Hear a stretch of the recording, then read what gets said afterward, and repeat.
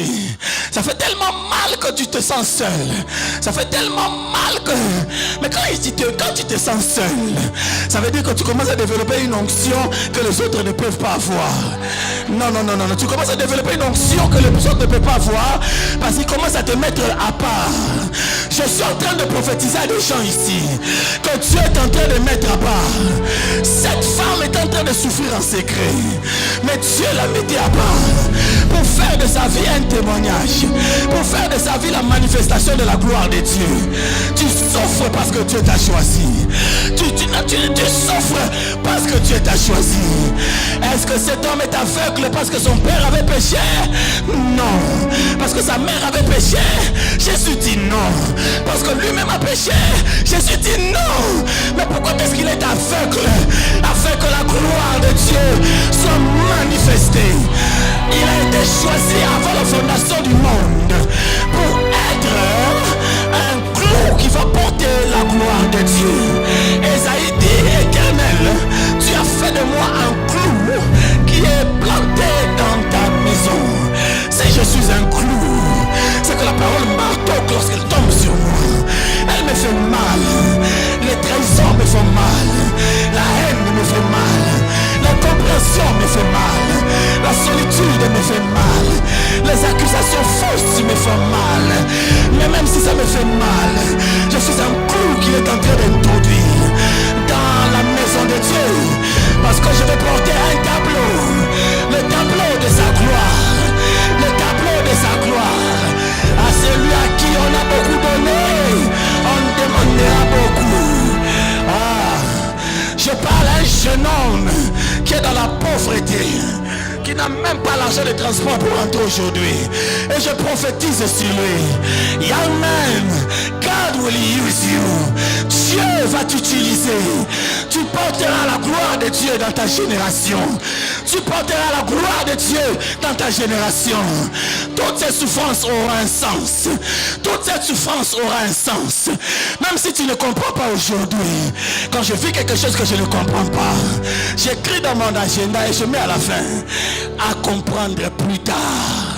Parce que j'ai appris qu'il y a des choses que je comprendrai plus tard. J'écris, je dis à comprendre plus tard. Même si je ne comprends pas aujourd'hui, mais je sais que tu es en train de me façonner. Je suis le vase que tu es en train de façonner. Je suis l'argile que tu es en train de façonner. Tu peux me donner la forme que toi tu veux. Dieu est en train de parler à quelqu'un.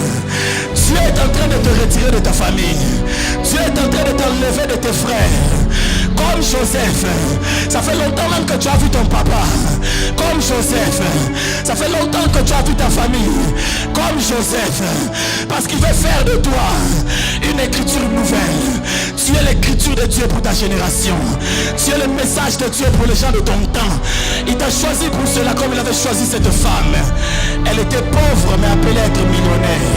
Elle était pauvre mais appelée à nourrir plusieurs. Un jour, la pauvreté est entrée dans sa maison. Ce qui était bien avec cette femme, c'est que cette femme était une femme d'alliance. Cette femme a été mariée à un homme de Dieu. Les gens qui ont fait des recherches soupçonnent que l'homme de Dieu s'appelait le prophète Abdias. Ils disent que c'était le prophète Abdias parce que le prophète Abdias était un homme qui avait de l'argent.